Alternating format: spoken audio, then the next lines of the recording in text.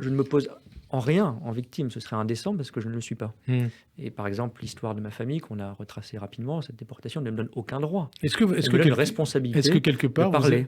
vous avez ressenti de l'antisémitisme ou de l'homophobie? Peu. Une fois. C'est-à-dire? À Paris, une tentative, heureusement, d'agression physique homophobe.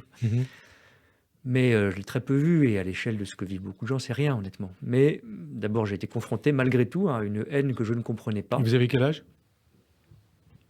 J'étais étudiant, j'avais 23 ou 24 ans. Mhm. Je n'étais pas tout jeune. Donc je savais ce que c'était. Mais c'est pas pareil de le vivre, même si m'est rien arrivé à la fin.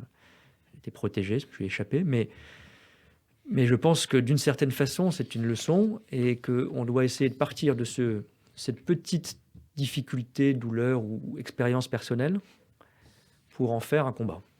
Chacun le vit à sa façon, par un engagement associatif, par un engagement public, par un témoignage.